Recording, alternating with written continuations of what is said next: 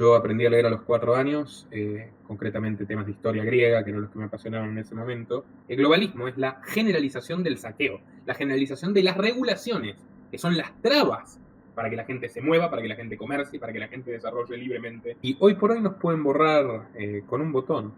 A tú, a mí, a cualquiera de nosotros. A mí me entraron 3 tipos armados a mi casa, conmigo adentro. Los políticos a los que critico, no. A mí me va a defender mi revólver. Es así de fácil.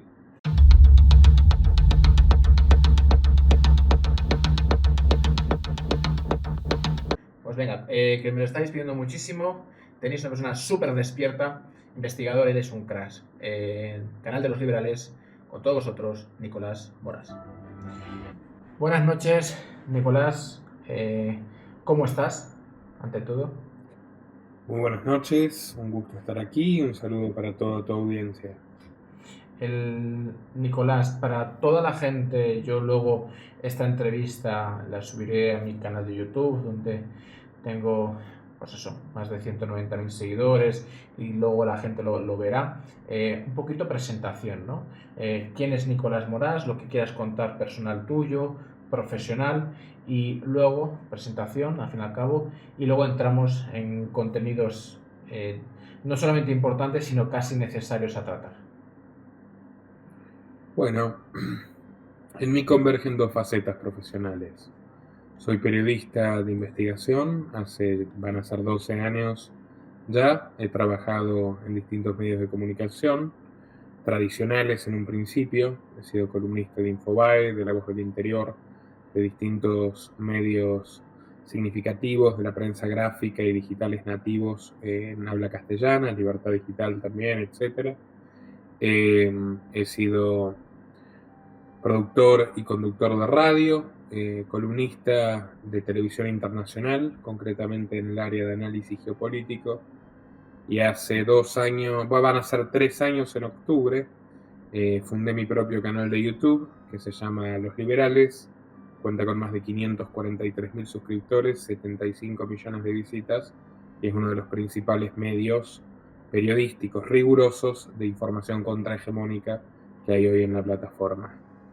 La segunda faceta es completamente, intrínsecamente, te diría, ligada a la primera, es la de divulgador libertario o liberal, porque al fin y al cabo yo siempre entendí el periodismo como una forma de enfrentar lo que considero injusto y todos los abusos subyacentes en el poder político. El Estado es el instrumento que utilizan todos los grupos de presión, de interés, todo lo que tú quieras ver como un enemigo, ya sea un oligarca, ya sea un tirano formal en sentido clásico, ya sea un movimiento autoritario, totalitario. El arma predilecta para oprimir los derechos de los demás es el Estado, que se vende como una protección, pero es en efecto el mayor enemigo de la libertad humana y de la integridad humana en todo sentido. Razón por la cual yo ejerzo el periodismo disparándole a todos los políticos en todos los sitios del espectro donde se ubiquen, incluyendo a los autoproclamados liberales, y eso creo que es una marca de calidad que sabe valorar nuestro público. Dirijo la Academia Libertaria, que es una plataforma educativa donde brindamos cursos de derecho, historia, economía y otras materias desde una perspectiva nítidamente anarcoliberal, y tenemos más de 1.200 alumnos, y creo que eso es todo lo relevante que debe saberse de mí antes de comenzar a charlar lo que te parezca oportuno. Nicolás, todos mis invitados tienen algo en común, que son perfiles disidentes, perfiles despiertos. Yo entrevisto a gente muy top de absolutamente todas las materias: medicina, leyes, justicia, biología, bueno, hasta ganaderos. Todos en sus ámbitos tienen algo que converge de una manera distópica y unida a la vez, y es que han despertado, que se han dado cuenta de que la historia, tal y como se la han contado, quizá no es cierta. Me gustaría hacer introspección porque me parece fundamental, Nicolás, y es en conocerte, la parte evidentemente que quieras contar, porque no sé si el 2020 ha hecho un gran despertar para la humanidad, pero está claro que, como tú has explicado muy bien en tu presentación, estos 2 años han sido fundamentales para ti. Me gustaría escuchar esa historia que tienes, Nicolás, detrás de introspección, porque al fin y al cabo quiero que mis espectadores se puedan reflejar en el espejo de cada invitado para decir, wow, qué historia de superación, cómo ha evolucionado, cómo ha crecido, cómo ha conseguido despertar de esta Matrix en la que vivimos, para así poder construir un mundo mejor. Nicolás, cuéntanos tu historia. Cuando hablamos de despertar, me remitís a la alegoría de la caverna de Platón, que es lo que realmente, también por lo cual se dice La Matrix, una película basada en la alegoría de la caverna de Platón. No estoy tan seguro de que sea, no te critico el término ni nada por el estilo, pero no estoy tan seguro que estemos hablando de despertar ante una larga noche, sino de descubrir. Descubrir creo que es el término correcto. Y al final la línea divisoria se cierne entre quienes están dispuestos a conocer y quienes están cómodos en la ignorancia. Desde mi punto de vista, estar vivo, y en esto me parezco a un coterráneo tuyo, un compatriota, Antonio Escotado, para mí estar vivo es buscar el conocimiento del área que te interese, por supuesto, pero no concibo otra forma de ser un humano que ser un investigador, y eso desde muy temprano. Yo aprendí a leer a los 4 años, concretamente temas de historia griega, que eran los que me apasionaban en ese momento. Luego me interesó Napoleón, las guerras napoleónicas, la historia de los imperios y otras muchas materias afines. Luego salté a la filosofía política, eso de los 12 o 13 años, y a los 14 ya descubrí que era liberal. Constantemente tuve una fricción con la autoridad, entendiendo que es una autoridad ilegítima ya de por sí la de los profesores del colegio, en una época de mucha ideologización del aparato, entre comillas, educativo de la Argentina, en los tiempos del primer kirchnerismo, y eso ya me fue forjando una noción de que aquellos que se dicen preparados para enseñarte no necesariamente lo son, y que lo más valioso y lo más importante no es la norma, sino el individuo y la libertad para desarrollar el pensamiento propio. Por eso me hice liberal a los 14 años, empecé leyendo Stuart Mill, luego vinieron autores más completos, como Bastiat, como Spencer, y bueno, una larga lista más, que por supuesto me llevaron a actuar en distintos planos en coincidencia con estas ideas ya hace más de una década, y ese es el camino concretamente por el cual yo llego a donde estoy.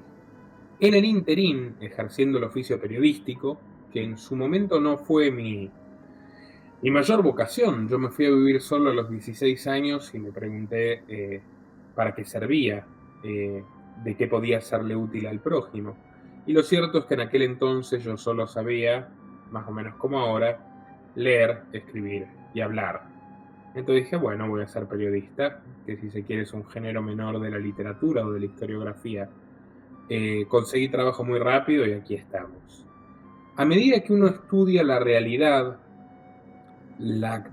actual concretamente, comienza a descubrir que detrás de la primera línea, de la superficie de las cosas, o debajo, si se quiere, de la superficie de las cosas, de lo aparente, está lo esencial.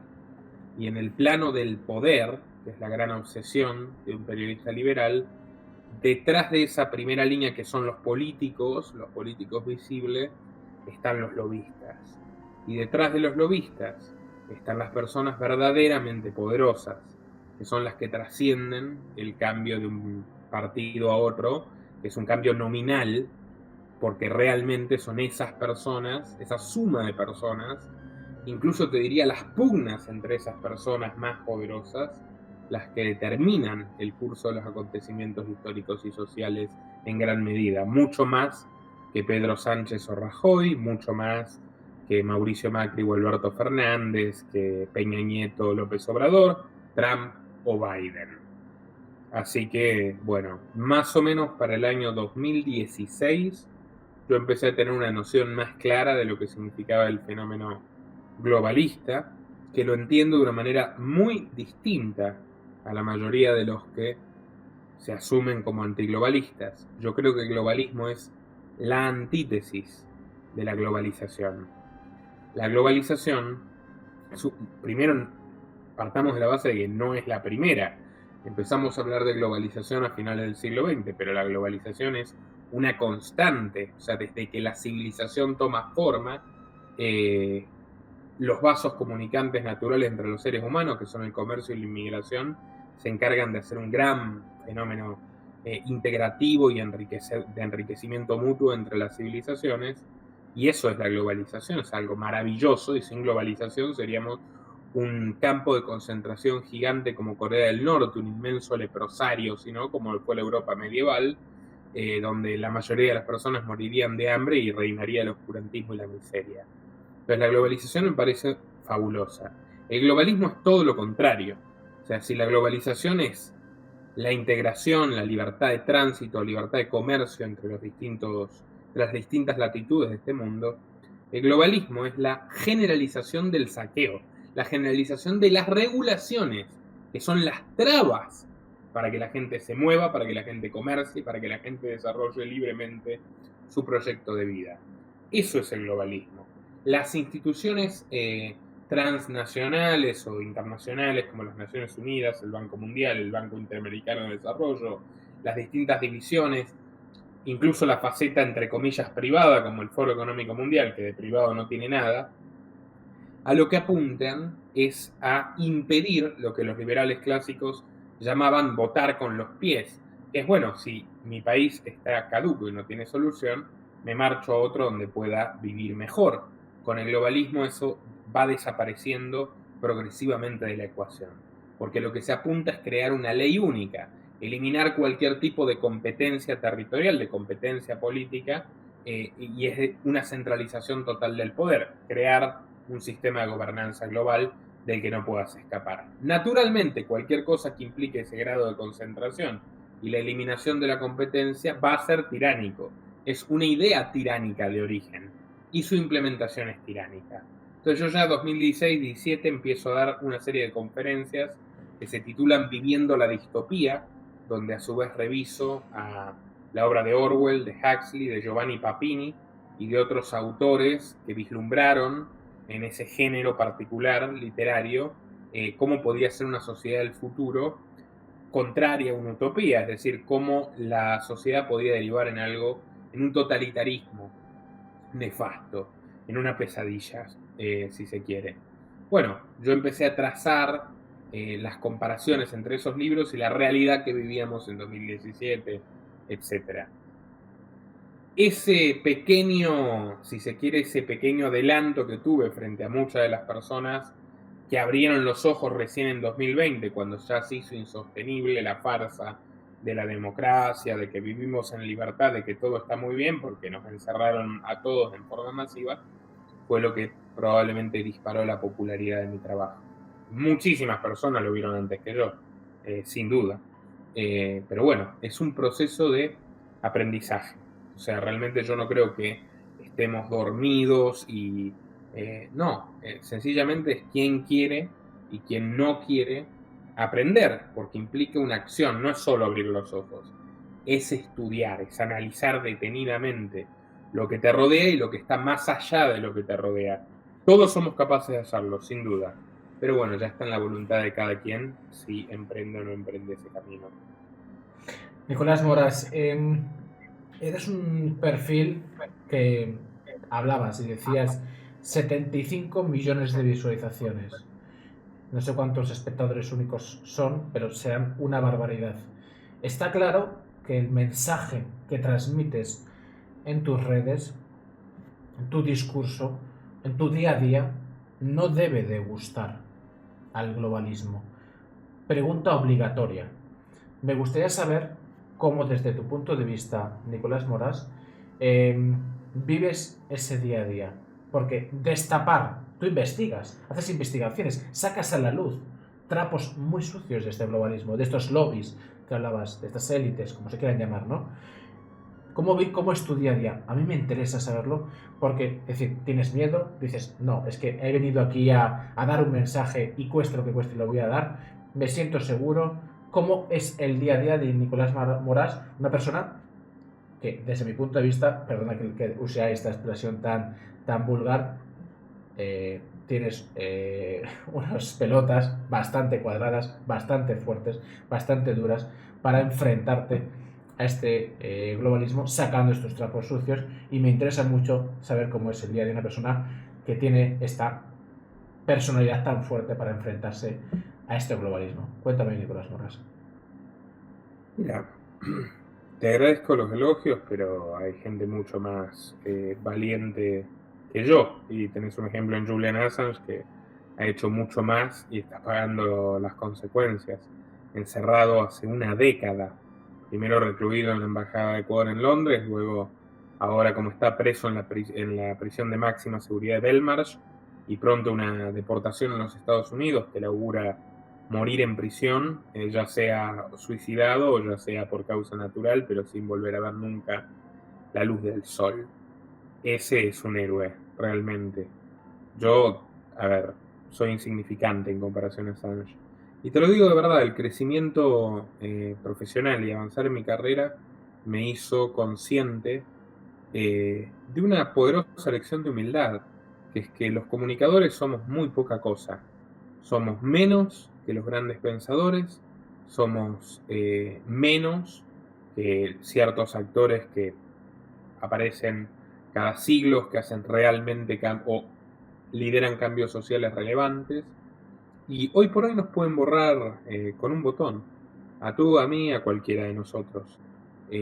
Lo viví con el hackeo de mi canal, que fue desesperante, pero también me di cuenta, eso fue en septiembre del 2020, también me di cuenta hasta qué punto había hecho mella el mensaje en la gente, que masivamente fueron a etiquetar todos los días de un largo mes, sin el cual, sin esa presión no hubiéramos recuperado el canal, y etiquetaban y molestaban a Team YouTube y a los ejecutivos de YouTube, ya iban buscando por todas partes, era una cosa verdaderamente masiva para que nos devuelvan nuestro canal, que fue hackeado junto con otros medios que habían molestado en su día el gobierno de Alberto Fernández. Qué casualidad, todos en el transcurso de una semana, ¿no? Una importante radio, una agencia de noticias y mi canal, etcétera. Bueno, eso en cuanto a la dimensión de lo que significamos. Es muy fácil barrer del mapa hoy un comunicador, creo yo. Por otra parte, te diría que es más agresivo el poder local. O sea, yo lo vengo viendo hace mucho tiempo. Yo tenía un programa que era el más escuchado de la radio en la costa atlántica argentina hace algún tiempo, Subversivos se llamaba de hecho, y si bien recaudábamos mucho y de repente habíamos conseguido auspicios de empresas que jamás habían pensado siquiera en poner pauta en una radio del interior, un día llamó el intendente, equivalente a alcalde, de la localidad a los gritos y amedrentó al dueño de la radio. De hecho, yo estaba enfrente ese día y lo escuché de cómo gritaba a través del teléfono para que me saquen de la parrilla. Caso contrario, le iba a suspender primero toda la publicidad gubernamental, tanto nacional, provincial como municipal, y bueno, llegado el caso le iban a sacar la licencia de la radio, que es el gran problema que tienen los medios de comunicación tradicionales. Tienen una dependencia promiscua del Estado, y el Estado se ha ocupado de ello. Y lo que está pasando ahora en España con la nueva ley de comunicación audiovisual es precisamente el Estado tratando de expandir sus tentáculos de la forma más hostil sobre las nuevas formas de comunicación que le han resultado un poco más esquivas, pese a que ya sabemos que las plataformas por sí solas se encargan de censurar. Bueno, eso en el plano del poder local. Para ir ya más a lo más extremo que me ocurrió antes de irme de la Argentina, a mí me entraron 3 tipos armados a mi casa, conmigo adentro, a un supuesto robo que la verdad bastante discutible porque la casa estaba mayormente vacía, yo me estaba por mudar, y bueno, tuve mucha suerte, estaba con un amigo, me agarró, en vez de haber hecho tal vez lo que debería haber hecho, que es quedarme callado, empecé a discutir, dice que se peleen entre sí, me pegaron un poco, me resistí otro tanto y felizmente con ayuda de los vecinos llegó la policía y terminaron todos presos. Uno era hijo de un político, un puntero político mafioso, que es chofer de un senador de Argentina. Es una historia que no he hecho del todo pública, más que nada por preservar la seguridad de amigos y conocidos, pero que te puede dar la pauta de hasta qué punto puede llegar la violencia contra un comunicador. Eso sí que me marcó, te lo aseguro, pero sin embargo seguí en el mismo camino, que es decir, a ver, si vos te dejás amedrentar o aterrorizar y dejás de hacer cosas, para mí es como morir directamente. O sea, no podés traicionar el propósito de tu vida. Yo amo mi vida. Yo soy una persona mayormente feliz. Yo gano dinero haciendo algo que me encanta, que es un servicio a la comunidad basado íntegramente en mis valores. Si yo dejo de trabajar, prefiero colgarme, prefiero que me peguen un tiro. Le han mandado una nota diciendo igual que me iban a bajar también a un gran amigo mío, Ricardo Iorio, esto la gente lo sabe, hace 2 años también, cuando estaba molestando tanto mi trabajo el gobierno argentino. Pero bueno, no, a mí no. Primero, no me creo tan importante. Y segundo, si lo fuera, estaría como Assange. Y segundo, te repito, no sé, ya he llegado a un punto donde me resbala. O sea, después de lo que pasó en mi casa, ya no le presto atención. Tampoco le presto atención a los que provocan o hacen operaciones mediáticas. No gasto más mi energía en esa gente. Si yo no soy tan importante, esa gente es todavía menos importante, es relevante y tratan de vivir o parasitar mi fama o mis logros. Así que en resumen, no sé, yo creo que hay que aprovechar la oportunidad que la vida te da, que en gran medida deriva del trabajo y el esfuerzo que uno hace, y lo llevo adelante todos los días. Gasto 12 horas diarias trabajando en algo que me gusta, por lo cual no me quejo, con mi equipo, y lo único que me importa es poder contar más cosas, contarlas mejor y que llegue a más gente. Así que hoy por hoy mis preocupaciones pasan por ahí, no por lo que cualquier persona a la que le molesta mi trabajo fantasee con que me quiere hacer o lo que fuere. Nicolás Moras, está claro que eres un investigador nato. Hay algo de mm, que te va, que conecta, ¿no? Que con el espectador, que te atrapa, te diría incluso. Yo quisiera saber un poquito, Nicolás Moras, cómo mucha gente a lo mejor piensa que, no lo sé, que te metes en una especie de cueva súper oculta para investigar, ¿no? Me gustaría saber un poquito cómo indagas, cómo es tu día a día a nivel de investigación. Es decir, cómo trabajas. Sé que has explicado también que tienes un equipo, pero ¿cuál es un poquito ese día a día para conocerte mejor, para entender por qué te llaman la atención estas más investigaciones? Pues vamos a meternos más con la religión, pues vamos a meternos más con perfiles políticos o que tienen un perfil más en ciertas corporaciones. ¿Cómo eliges esas investigaciones? ¿Cómo es ese día a día de Nicolás Moras? Mira, otra marca de identidad que trato de mantener en el canal es que si bien abordamos temas que podrían ser tratados en ocasiones como teorías conspirativas, lo hacemos con las reglas del periodismo clásico, te diría casi las reglas de Pulitzer, que han sido completamente olvidadas en los medios tradicionales, que tienen que ver con verificar, con cotejar, con contar una historia bien estructurada y debidamente redactada, fundada, en mayor medida contrastable, y eso vence los prejuicios. Eso es lo que logra que ciertas cuestiones se masifiquen. Porque la gente, incluso la gente de cierta edad, nosotros nos miran muchísimas personas de 50 y 60 años, y 70 y más, además de los jóvenes, valoran eso, recuerdan cuando hubo periodismo de verdad en la televisión, recuerdan cuando había un diario, una revista que no estaba condicionada por grandes auspiciantes o por tendencias políticas, y dicen, bueno, este tipo tiene 27 años, pero es como esos periodistas. Hay un amigo mío que es un cineasta catalán que dice, tú eres un periodista de tirantes, Joan Cutrina, por cierto. Y sí, es así. Te voy a poner un ejemplo. Hoy justo me preguntaba una persona que me cruzó en la calle por el documental, el primer documental que hice del Papa Francisco, que es la obra de mi vida, el largometraje más visto del mundo sobre el Papa Francisco en cualquier plataforma, en cualquier idioma, con 2.700.000 visitas. Ese trabajo que es un paradigma de lo que tiene que hacer un buen periodista desde mi punto de vista, me llevó 1 mes y medio. Yo estaba totalmente encerrado, de hecho estaba encerrado de viaje, que es como me pilla a mí la cuarentena, y el confinamiento total, totalmente solo, y para mí fue una oportunidad extraordinaria, por más que ya salía cuando quería y tenía encontronazos con quien me cruzara, empezando por la policía local de Brasil, para los que creen que Bolsonaro era un héroe, pues en Curitiba estaba más encerrado que en Argentina todavía, y eso es mucho decir, pero no importa.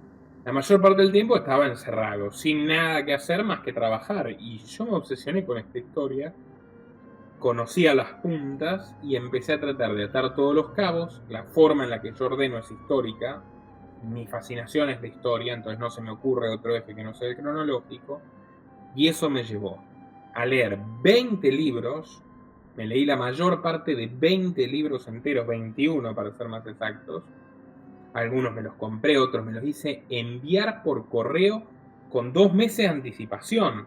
Cuando ya empezó todo el encierro, yo sabía que quería hacer esta investigación. Demoró muchísimo, y bueno, en físico, en correo, comprados, los ebooks, PDFs, etc. Después los artículos periodísticos, que los listé y los puse en un drive además, porque me parecía importante que puedan acceder a ellos las personas por el nivel de violencia que tiene la historia de Francisco y su pasado sanguinario. Fueron 130 y pico de artículos periodísticos en un principio, llegaron a ser 200. Muchos se repetían, si querés las fuentes más importantes son 130 de hemeroteca de grandes medios, que te digo que en general, también los diarios de tu país, como El País, El Mundo, ABC, en los 80s, en los 90s tenían noticias muy interesantes. Y ya no, pero bueno, ahí están, por lo menos, para quien quiera indagar en eso. Y después las fuentes primarias. O sea, a mí me tocó buscar a los sacerdotes que conocieron a Bergoglio en la época que entregó a sus pares a la dictadura militar, buscar a las familias de esos curas, muchas personas muertas, con una guía telefónica a la antigua, llamando y llamando y llamando hasta que alguien me atendiera. Bueno, ese es el trabajo de un periodista. Finalmente, con un abogado amigo, indagar en los expedientes judiciales de la causa por tortura y desaparición de estas personas en la Argentina, Wikileaks. Obviamente Wikileaks, horas y horas surfeando en Wikileaks para lo relativo a la trama de la Primavera Católica y la conexión con Clinton y lo que es básicamente los últimos años de operación para derrocar a Benedicto XVI e imponer a quien yo llamo el ocupa del Vaticano. Fue un trabajo hercúleo, monumental, y yo estoy inmensamente satisfecho con el resultado. Ahí tenés las claves, por más que no hay tantos videos de esa magnitud, pero muchos se asemejan, los que son documentales largos, como el de Biden, como el de Kamala Harris, etc. Esa es la base, libros de autores hablar con vaticanistas, o sea, escribirle correos, decir, bueno, ¿quién sabe de esto?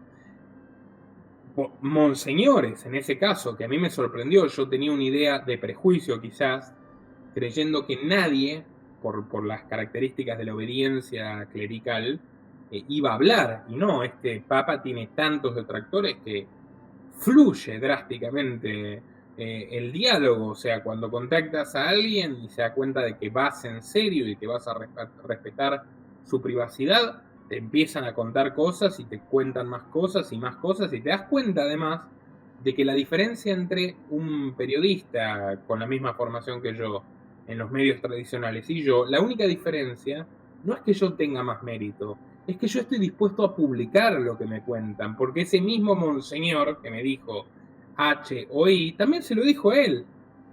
No sé si me explico, y se lo dijo a 20 más, yo fui el único que lo publiqué. Esa es la diferencia. Bueno, son elementos basales del trabajo periodístico. Con el tiempo, con mayor capitalización, producto de más visitas, yo vivo de los anuncios de YouTube, de los aportes a Patreon, contraté a 2 personas que me ayudan, que son 2 buenos amigos míos. Después de probar a otros que no funcionaron, finalmente encontré 2 personas muy aptas para lo que es la selección informativa, que luego, bueno, yo le doy un repaso final amplío, pero bueno, colaboran con subtemas para poder estructurar los documentales largos, y es una colaboración importante en la investigación. También resumen, traducen a partir de las fuentes que yo selecciono cuidadosamente. Nicolás, yo me suelo adaptar bastante al invitado según va hablando. Me parece un tema muy interesante el tema de la religión. Antes hablaba lo fácil, o parece que es fácil, de manipular al ser humano. Hablamos desde el inicio, ¿no? Antes quien dominaban es quien decían los dioses, ¿no? Los dioses quieren esto, por eso los aztecas, ¿no? Te voy a matar, porque así mis cultivos van a florecer, que yo qué sé, ¿no? Después la religión tuvo un poder bestial, ¿no? No ofendas a Dios, este diezmo para Dios, lo necesito, sé un buen ciudadano. Vivimos un mundo que se ha adaptado, donde la religión ha pasado a manipular a la gente, la ciencia ha sido la que ha empezado a manipular a la gente. En breve tendremos la tecnología, la nanotecnología unida con la ciencia. Yo quise hacer, desde tu punto de vista, Nicolás, en esta línea, ¿qué opinas sobre esta evolución de la historia? Porque nos quejamos mucho, pero es que a lo mejor el ser humano es muy fácil de manipular. Nos llevan manipulando cientos, miles de años, con diferentes excusas. Y ahora, quizás la religión parece que está de capa caída y ha ganado poder la ciencia o la tecnología. Cuéntanos, Nicolás.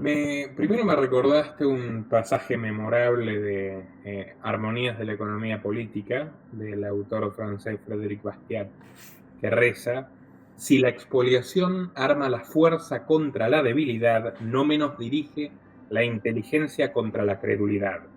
¿Cuáles han sido los pueblos trabajadores que se libren del yugo de las teocracias sacerdotales? Sacerdotes egipcios, oráculos griegos, augures romanos, druidas galos, brahmanes hindúes, católicos, ulemas, bonzos, monjes, ministros, balabaristas, brujos, adivinos, expoliadores con todo tipo de vestidos, de ropajes. Bajo esta forma, el genio de la expoliación pone su punto de apoyo en el cielo y se aprovecha de la sacrílega complicidad de Dios. No solo encadena los brazos, sino también los espíritus. Sabe aplicar el hierro candente de la servidumbre tanto sobre la conciencia de Seide como sobre la frente de Espartaco, realizando así lo que parece irrealizable, la esclavitud mental. Esa frase que yo utilicé para cerrar el documental del Papa Francisco, creo que es el rol que ha ocupado la manipulación de masas a través de la fe durante siglos.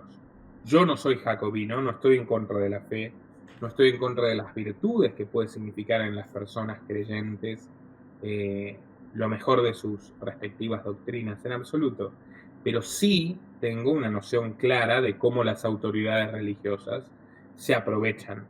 El caso de Bergoglio es un caso paradigmático de un pastor, que en realidad es el lobo, como dice el proverbio africano: las ovejas viven su vida temiéndole al lobo, pero al final del día serán devoradas por el pastor. Bueno, Bergoglio encarna eso perfectamente. Ahora, ¿qué es lo que sucede? Ese papel que jugaron históricamente la Inquisición, los censores, los Torquemadas, los cazadores de brujas, que en muchos casos se ensañaban con otros sacerdotes que no compartían ese carácter autoritario, como lo fue, por ejemplo, Giordano Bruno, fue reemplazado por la ciencia en la medida que la ciencia demostró una inmensa capacidad de resolución de problemas y de facilitar la vida de las personas. Entonces, bueno, ya tienes ahí una propaganda basada en hechos, si se quiere, que invistió a los científicos, gran error, invistió a los científicos de, como dices muy bien tú, nuevas figuras religiosas, nuevas figuras de adoración o de admiración. Sociedades que antes veían en el sacerdote o en el presbítero el guardián de su alma, pasaron a venerar al médico como el amo y señor de su salud o de su cuerpo, que ya al ser algo más mundano, más material, también puede convertirse, que es lo que vimos en 2020, en un despotismo todavía peor, O sea, va más allá de esclavizar tu conciencia. Correcto. Es la biopolítica, es convertirte en materia de dominación política a ti, a cada una de tus células. Eso sí que es robarte la autonomía, o sea, ya dominar tu mente, ir un paso más allá e influir en tu cuerpo, incidir en lo más sagrado y lo más preciado que tienes, que es tú mismo, porque tu cuerpo eres tú, o sea, en fin. ¿Qué es lo que ocurrió? La ciencia se fue desvirtuando en virtud del cientificismo. El espíritu crítico de revisión permanente fue abandonado para dar paso al positivismo, que fue fundado por un loco, de hecho, que terminó en un manicomio, Auguste Comte, que de hecho creó la iglesia positivista y quería poner de santos a Newton y a Galileo, etc. Pero esa locura de Auguste Comte se terminó traduciendo en la realidad, porque hoy es esa autoridad, la autoridad científica, la que se erige como si fuera voluntad divina. En lugar de recordar que el espíritu de la ciencia indica que toda premisa, para que sea válida, debe ser falsable y contrastable, y que las verdades son provisorias y están sujetas a crítica.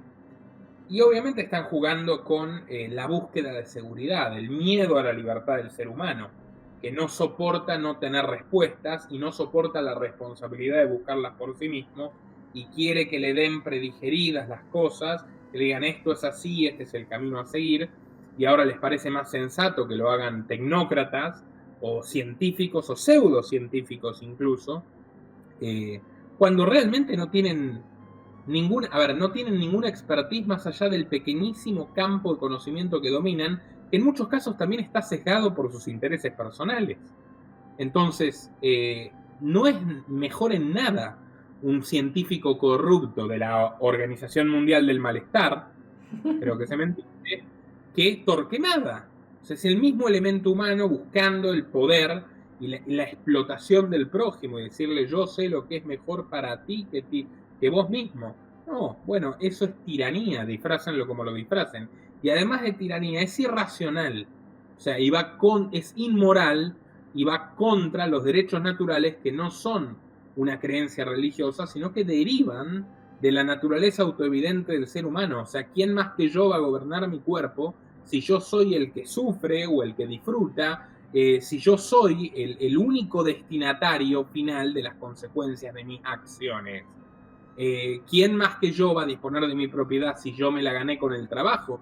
Y esa virtud humana, que es transformar la naturaleza que te rodea a partir de tu trabajo, intercambiar, es decir, la propiedad privada y el comercio, es la expresión de nuestra inteligencia, de nuestra capacidad creativa, que es lo que nos diferencia del resto de los animales, y eso es lo que nos asigna derechos, la capacidad de comprensión de que el otro tiene exactamente esos mismos valores que pretendo que me respeten a mí, me caiga bien o no. Entonces, el cientificismo va contra lo más elemental del hombre y contra lo más elemental de la ciencia. Y bueno, ya muchos, a Huxley y El Mundo Feliz, auguraban esto, o sea, veían esto. Más recientemente, todos estos programas de transhumanismo, como decís vos, fusión hombre-máquina, alimentarse con píldoras, las huellas de carbono, los tatuajes electrónicos que están abogando en Davos, en el foro de Davos, Bill Gates y todos los personajes de siempre. También Michel Houellebecq lo escribió hace 25 años, por citarte otro literato, un literato francés que está vivo, porque al final ellos, imaginando el mal incluso, como escritores, como artistas, han logrado adelantarse a lo que ahora se está proponiendo seriamente como una solución científica para los problemas de la humanidad, pero que en realidad es la creación de problemas abominables que muy probablemente sean infinitamente difíciles de solucionar.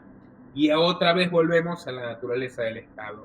El Estado necesita que haya guerra, el Estado necesita que haya peste, el Estado necesita de lo que Jacques Attali llama los pánicos estructurantes. O sea, necesita que haya algo que movilice a la gente a buscar refugio en los burócratas y a decir, sí, gozosamente, pónganme las esposas, encadénenme, por favor, yo los sigo, díganme a dónde hay que ir. O sea, necesitan del malestar, entonces se dedican a multiplicarlo. Lo mismo con la miseria, el socialismo, ¿qué necesita? ¿Que la gente sea próspera o que la gente sea miserable? Que la gente sea miserable. Y de paso que haya alguien próspero para que le podamos robar algo y repartirlo entre nosotros, darle unas migajas a los miserables y comprar su voluntad hasta el final de los días. Entonces, el cientificismo, que por supuesto se vectoriza a través del Estado, lleno de parásitos que no podrían vivir si no es con nuestros impuestos y para colmo se creen superiores. El cientificismo expresa todas esas miserias humanas que, como bien señalaste, antes se expresaban en el fanatismo religioso, ahora se expresan en el fanatismo científico y sus instituciones orwellianas como los fact-checkers, que es literalmente la Inquisición posmoderna. Literal. Además, si te fijas, tiene un discurso de abierto desprecio a la libertad de expresión. Todo el tiempo están diciendo la libertad de expresión no es un valor absoluto. La libertad de expresión no vale nada. Y bueno, exactamente es lo que pensaban los que mataron a los grandes científicos, como Giordano Bruno, los que encarcelaron a Galileo Galilei, lo obligaron a abdicar de sus investigaciones. Que para colmo eran dos personas profundamente convencidas de Dios y de la inspiración divina, y que tenían una fe inclaudicable, que en el caso de Giordano Bruno lo llevó incluso a morir por su fe y su vocación de lo que consideraba que era lo correcto. Es lo mismo, la iglesia matando curas que amaban a Dios, el cientificismo proscribiendo y censurando periodistas, científicos y gente que ama la búsqueda de la verdad, esté equivocada o esté en lo cierto. La barbarie, el salvajismo esencial de estas acciones es exactamente el mismo. La historia no se repite, pero rima. Joder, me ha encantado esa frase. Ya sabes que a través de suscripciones y donaciones puedes hacer preguntas al invitado. En este caso, Virginia, que es súper fan tuyo, hace la siguiente pregunta. Gracias por las suscripciones.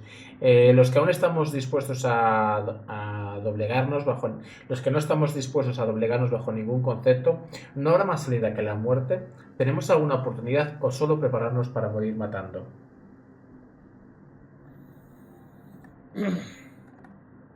Las oportunidades están en la vida de cada persona. Aún las tenemos bastante en comparación a lo que podría ser el demasiado tarde. Estamos muy cerca del demasiado tarde, pero todavía no llegamos al demasiado tarde. Primero, de más está decirlo, ¿en qué tienes tus ahorros? ¿En el banco? Mal ahí si están en el banco.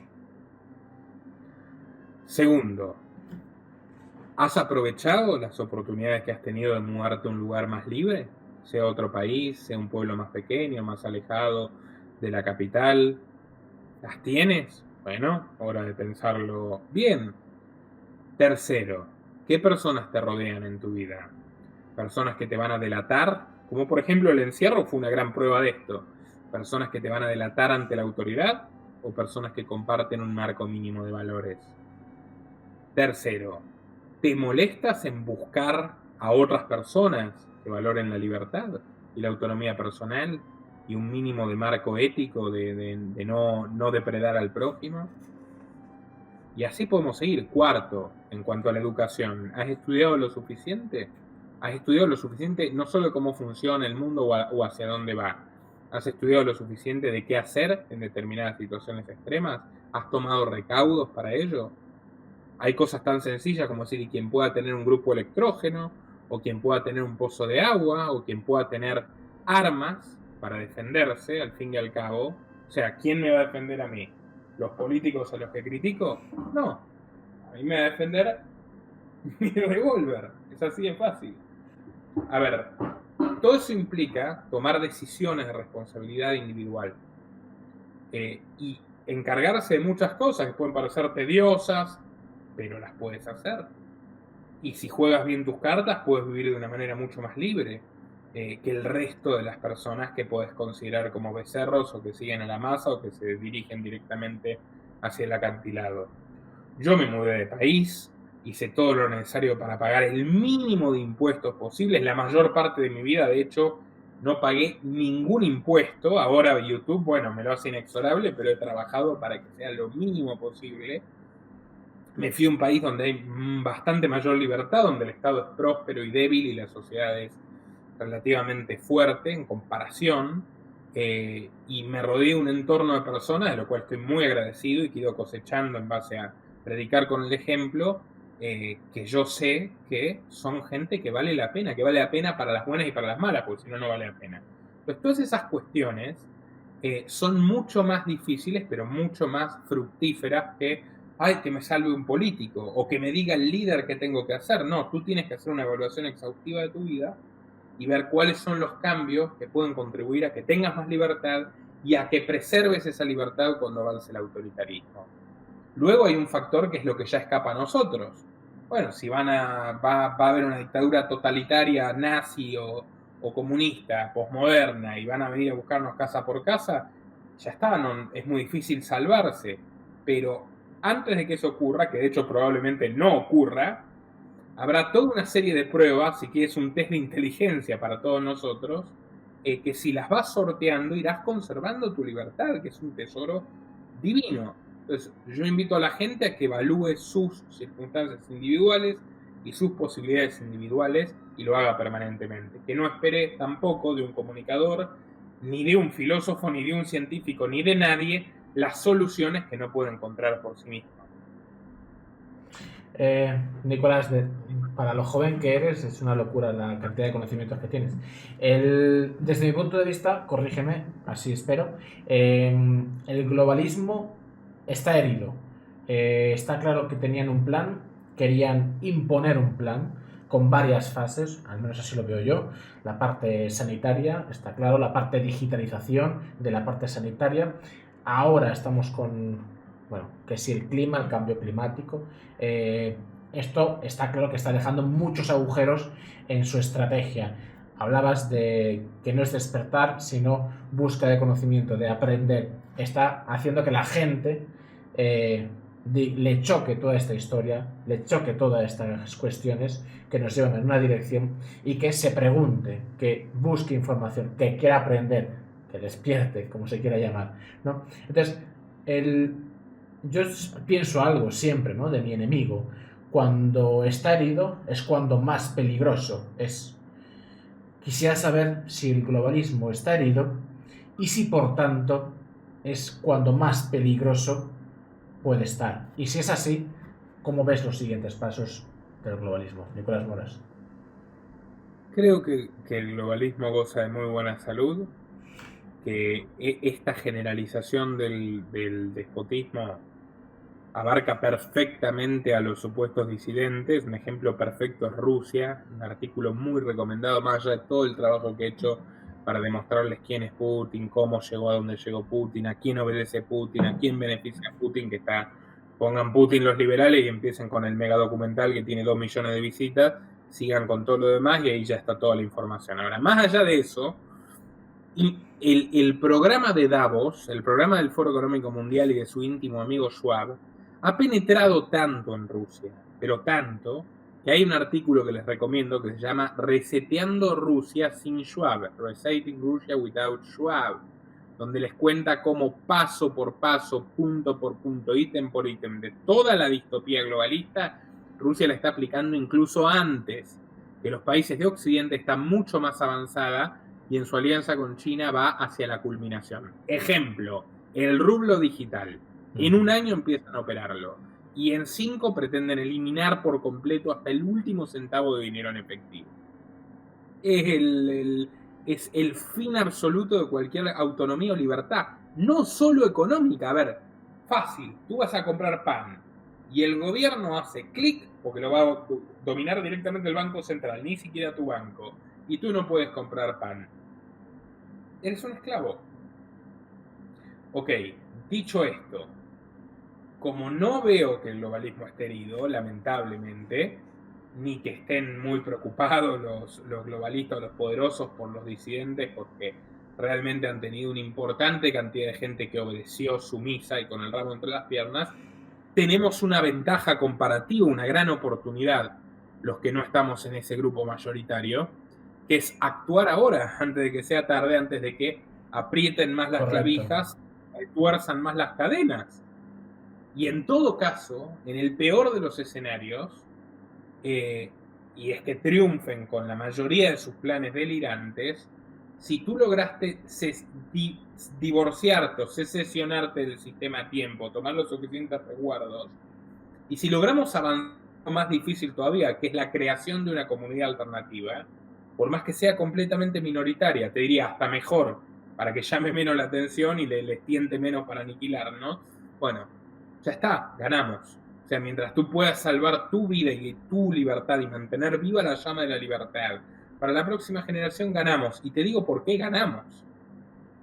Porque si hay algo que enseña la historia, que para mí es terapéutica, es que todos los proyectos de dominación y de control ambiciosos de estas características fracasan por su propio peso.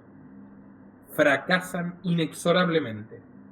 Entonces, la victoria definitiva nunca va a ser de ellos. Jamás. Es imposible. Como cayó el comunismo y como antes cayeron los imperios formales europeos y como así podemos remitirnos históricamente hasta el comienzo de los tiempos, los tiranos caen. Y usualmente, Robespierre, etc., mueren, de hecho, en su propia ley. O sea, el guillotinador por excelencia muere en la guillotina. Y puede pasarle a ellos o a la siguiente generación. El punto es qué vas a hacer tú para salvarte mientras tanto. Y si lo logras, la batalla central, que es tu vida y tu libertad, la ganaste. Y cuantas más personas puedas convencer, de las que tú quieres, de las que sean propensas a aprender estas cosas, bueno, mejor. Además has hecho un bien por la humanidad. No esperes que aparezca un Alejandro Magno antiglobalista que derrote a los malos, o sea, un superhéroe. No, eso es pensamiento mágico. Esa es una droga anestésica que justamente impide que la gente actúe.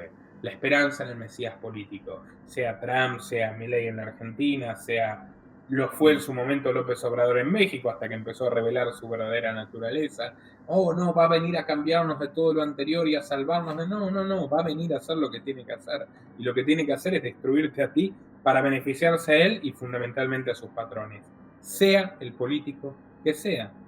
A mucha gente no le gusta oír esto, prefiere creer en mesías, en titanes, en, bueno, no sé, en héroes antisistemas, en lobos solitarios.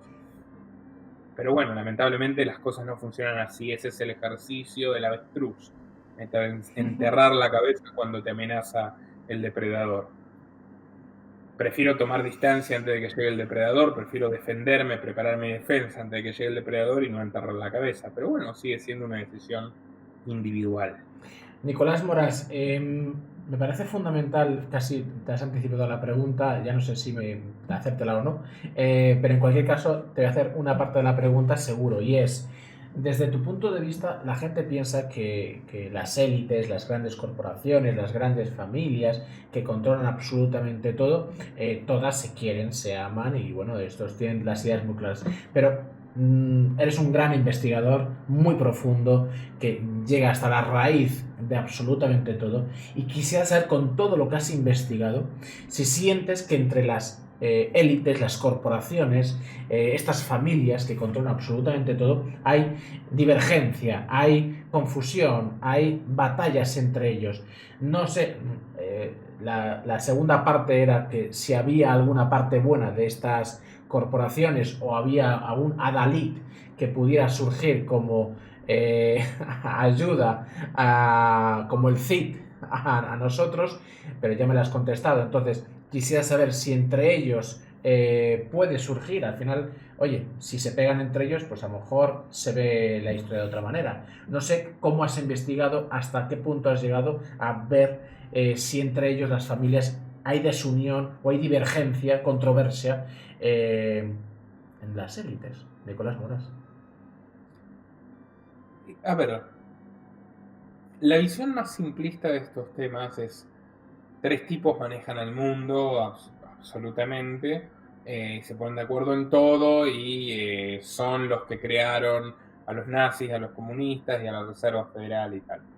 Bueno, no funciona así. O sea, los fenómenos no son ni espontáneos ni total y absolutamente planificados. Me gusta mucho una frase de Murray Rothbard, que de hecho creo que es el mayor experto, por cierto, en la cuestión de los bancos centrales, la Reserva Federal, tanto del aspecto económico como historiográfico, libertario muy recomendable, cuando habla de las teorías conspirativas. Y él dice: ignorar que existen grupos de personas que se reúnen y conspiran en beneficio de sus intereses contra todas las demás, es ignorar la historia misma, es ignorar la naturaleza del ser humano.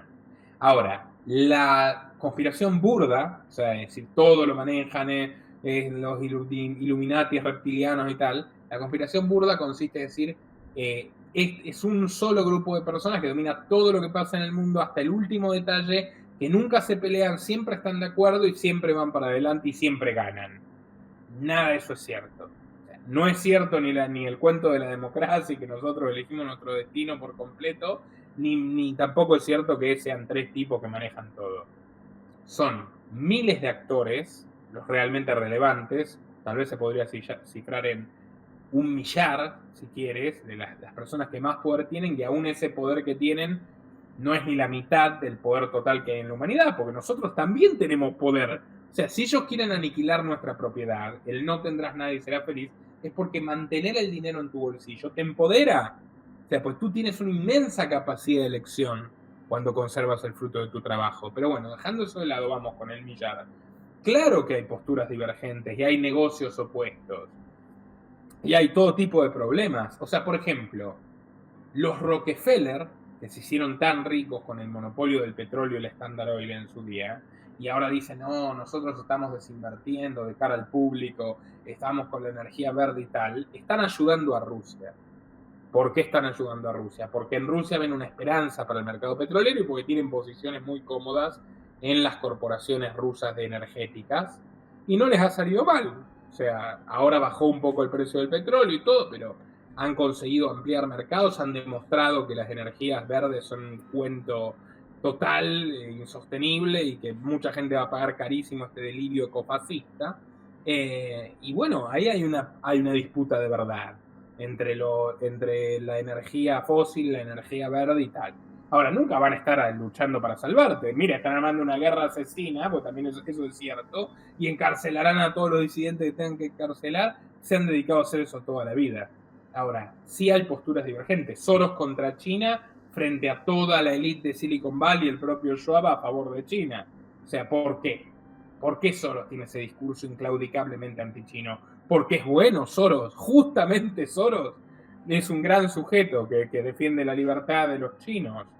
O sea, quiere aniquilar la libertad a todo el mundo salvo en China. No, eso es porque él llegó tarde a la fiesta, porque expresa a un ala si se quiere, de los especuladores financieros que está caduca, que no supo acomodarse lo suficientemente bien a la 4ª revolución industrial, que es antiindustrial de la tecnología, etc. Entonces, atenta contra el nuevo polo, contra el nuevo hegemón indiscutible de esa área, que es China, donde tienen a Microsoft Research Asia, la fábrica de Apple, etc.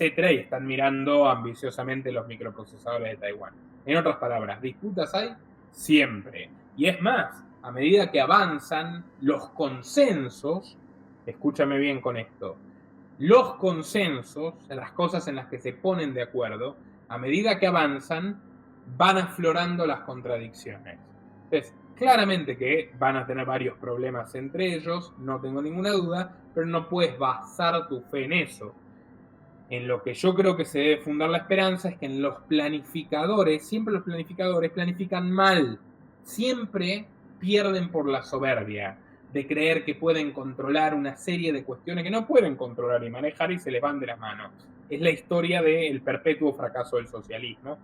Incluso, fíjate, esto me gusta de Mises, por más que yo no soy un fanático, él no solo explicó a través de la imposibilidad del cálculo económico, es decir, la imposibilidad de planificar bien una economía, él no solo explicó la caída de los socialismos antes de que ocurra, él lo extrapola a las grandes corporaciones.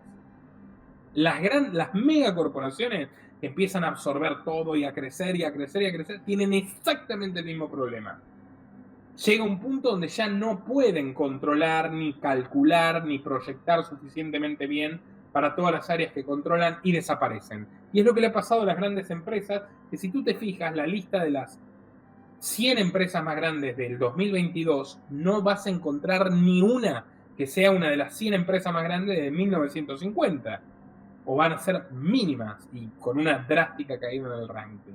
Entonces, no es todo tan estático. Ahora, por otra parte, en quien yo confío y realmente me inquieta y espero que se movilice a tiempo y que empiece a poner recursos en la cruzada por la libertad.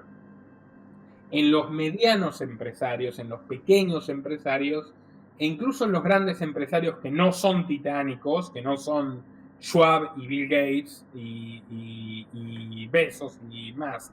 En los empresarios que, como los ganaderos, tienen su negocio a esto de desaparecer de un plumazo con el avance de estas políticas de Agenda 2030 y de no tendrás nada y serás feliz.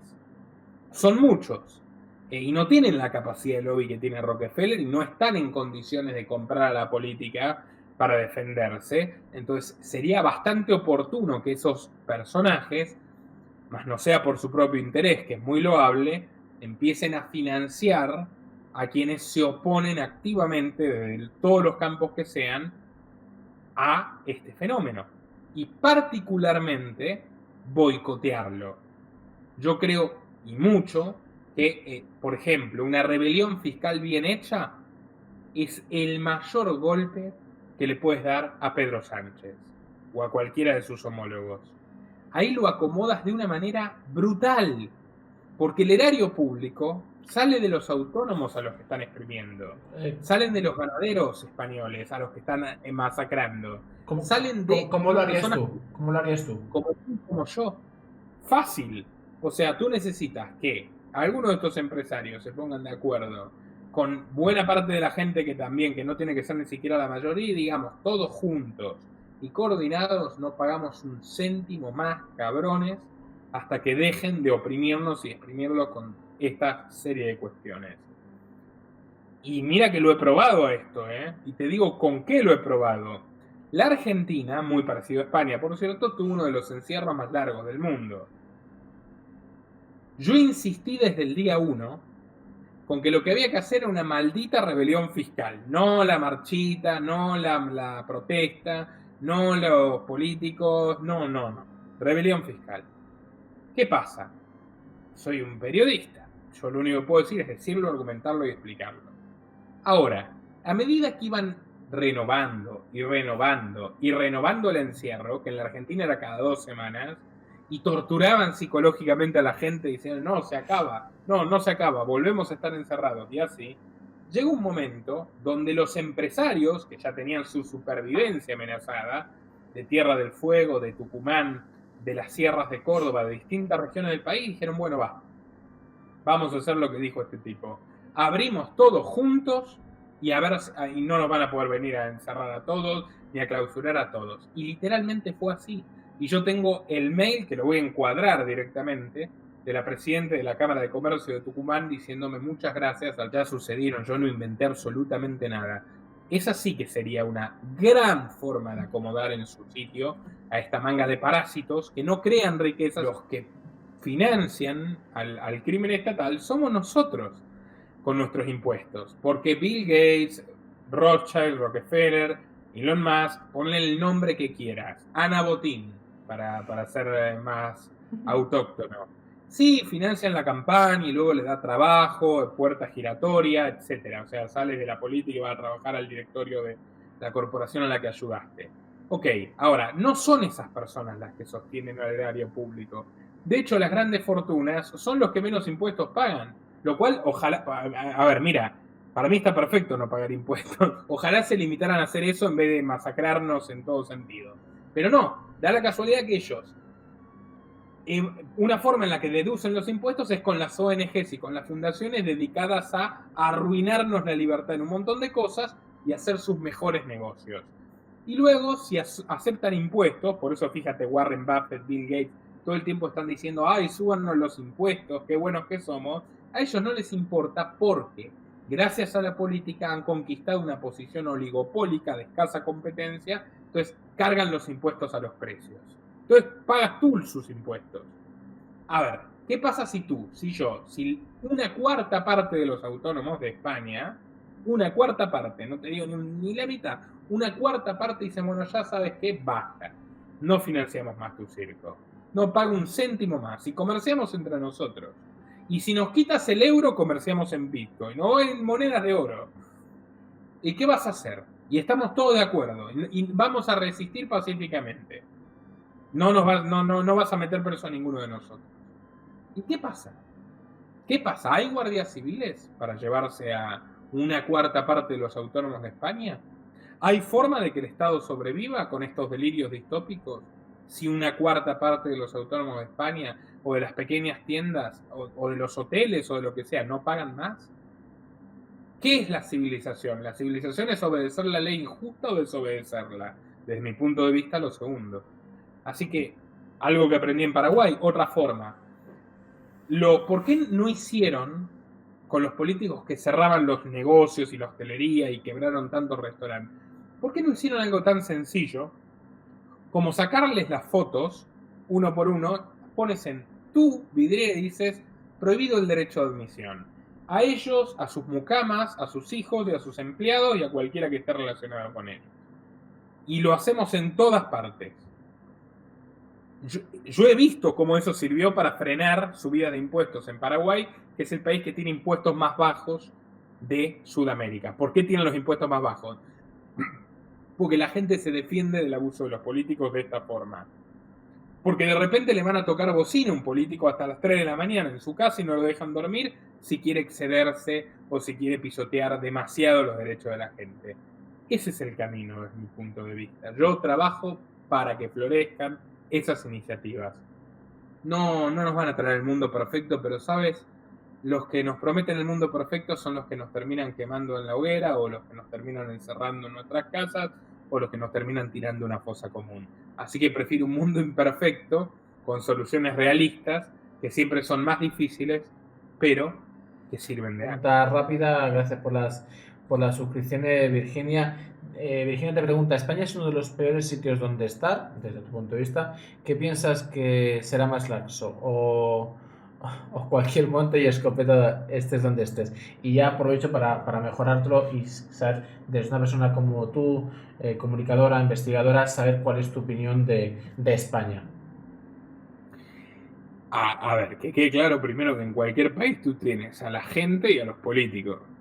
La gente de España es maravillosa. De hecho, lo que yo he bebido de la literatura española del siglo de oro y contemporánea, del periodismo español, que todavía quedan algunas personas que dicen algo disonante al sistema, por más que no esté de acuerdo en todo, pero quedan, de esa cultura, de pensadores como Escotado, que se ha ido recientemente, o Miguel Ancho Bastos, que está vivo y ojalá que viva mucho más. Ahí hay un patrimonio cultural importante, que me sorprende que de hecho lo aprovechamos más en Latinoamérica que en España. Me sorprende un poco eso. Creo que no está del todo valorado en España. Ahora, en cuanto a sistema político, los españoles, y esto es común con casi todos los europeos, especialmente los europeos de países desarrollados, lo cual ya a estas alturas es discutible con lo que está pasando en España, pero bueno, son muy sumisos. Y cuidado, en Latinoamérica los que más se quieren parecer a Europa tienen el mismo problema, que son Uruguay, Argentina y Chile, frente al resto de Latinoamérica. Son muy sumisos. Y realmente se creen que la ley, por más que la ley sea una abominación, contra derecho, la ley está para cumplirse, ¿no? La ley, no matar está para cumplirse, no robar está para cumplirse, pero permitir que te roben o te maten no es lógico, no es justo, no es sensato, y ante eso hay que rebelarse. O sea, la esclavitud era ley, matar a los judíos en Alemania nazi era ley, las cartillas de racionamiento de Franco eran ley, y que está bien, no.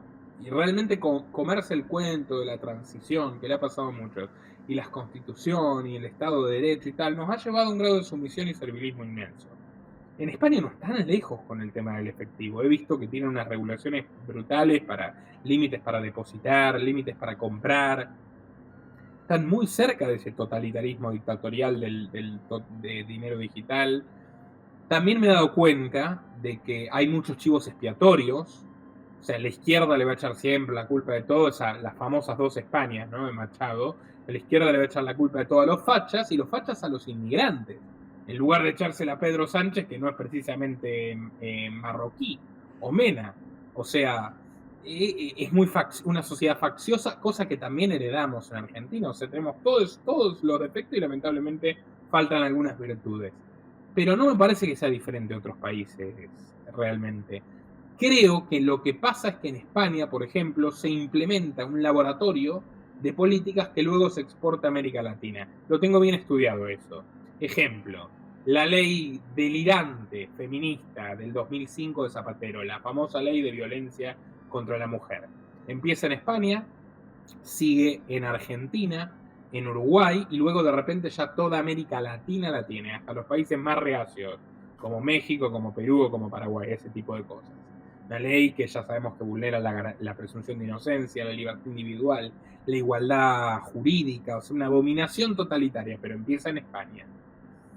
Y ahí hay un problema. O sea, fíjate que ese problema se expresa en que la gente se está matando entre sí y al mismo tiempo está dejando que la depreden porque está ocupada matándose entre sí. Yo no soy quien para dar consejos, pero mi visión de España es que lamentablemente se ha convertido, como cualquier miembro de la Unión Europea, es un campo de experimentación de políticas liberticidas de avanzada. Pero además es como una especie de puerto de exportación a América Latina por una cuestión cultural e idiomática. A nosotros nos han mandado hasta los técnicos de Zapatero para todas las leyes. La del matrimonio igualitario, con la cual no tengo ningún problema en particular, la del feminismo, con la que sí totalmente, la del aborto, que también me parece nefasta en cuanto a que aquí y en España, ya lo sabes, se está abortando con 6 meses, 7 meses, está asesinando a niños. Ya no es ni siquiera una cuestión de no encarcelar a las mujeres, con la cual puedo estar de acuerdo, es una cuestión de que tú pagues con tus impuestos que maten a un niño que ya por poco puede vivir fuera del vientre de la madre. Toda esta locura realmente en Europa ha tenido un gran asidero. Así que ojalá que en Europa, como en su día nació el liberalismo que terminó con la esclavitud y con los imperios que también promovían europeos, nació el liberalismo europeo para combatirlo y lo logró. Ojalá que también nazca un movimiento que termine con toda esta locura despótica desde Europa. Ese es mi deseo para los españoles, concretamente con los cuales, por supuesto, estamos más hermanados que con el resto de los europeos aquí en las Américas. Nicolás Moras, última pregunta y ya te dejo tranquilo mientras comparto tus redes sociales. Cuéntanos un poquito para que la gente de mi comunidad te siga tanto en Twitch como después en YouTube cuando suba la entrevista. Un poquito en qué proyectos estás con muchas investigaciones, pero estás abriendo muchas líneas. Cuéntanos un poquito mientras ahora compartimos tus redes sociales para que la gente te siga. En qué proyectos estás y cómo vas a avanzar. Tengo muchos trabajos, una lista enorme de pendientes. Pero de lo que se viene pronto, ya debería estar publicado, pero estamos lidiando con la monetización y haciendo un montón de cambios. Vivimos en esa lucha permanente. Un documental sobre la pugna entre los jesuitas y el Opus Dei, que es de inmensa relevancia para España. Las cosas que van a salir ahí probablemente no las hayan escuchado nunca en su vida y son muy interesantes y están muy bien documentadas. Y para el resto del mundo también, pero concretamente España es central en este caso. También tengo un proyecto que ya está casi terminado, estoy esperando el momento propicio para lanzarlo, que es un largometraje sobre la mujer más poderosa del mundo, que es española, es Ana Botín, y que es mucho más relevante de lo que la mayoría de la gente cree, incluso siendo una gran desconocida. Luego tengo, y eso probablemente venga más pronto, un documental sobre la vida de Henry Kissinger, muy completo, el más completo que van a encontrar. Lo mismo sobre Julian Assange. Así que esos son los grandes proyectos que tengo hoy cerca, y también uno de Bill Clinton, que es el presidente más poderoso que ha habido, que logró pasarse del lado del mostrador y convertirse en uno de los que mandan realmente, y contamos esa historia que es fascinante, incluido todo tipo de asesinatos, todo tipo de aventura y hasta algunos episodios graciosos, porque hay que reconocerle que hasta la tragedia tiene su costado cómico. Nos pueden seguir en youtube.com/losliberales, que es nuestro principal medio. Pero bueno, si quieren, estoy en Twitter como Nicolás Moras OK y después en Facebook, Instagram como Los Liberales también. Pero lo importante es youtube.com/losliberales. Compartimos las redes sociales. Espero, Nicolás, que este ratito, esta charla haya sido fructífera, positiva para ti. Desde luego, muchísimas gracias por toda tu sapiencia, conocimiento. Es una locura, es que siendo tan joven sepas tanto, hables con tanta contundencia y que estés al frente. Bueno, comunicador, muy humilde, por supuesto, pero no sabes hasta qué punto, súper necesario. Gracias, Nicolás, de todo corazón por esta charla y espero que hayas estado a gusto. No, realmente, muchas gracias a ti por la oportunidad y por este diálogo tan interesante. Entonces, Nicolás, hablamos muy pronto. Un abrazo, que vaya bien. Hasta pronto.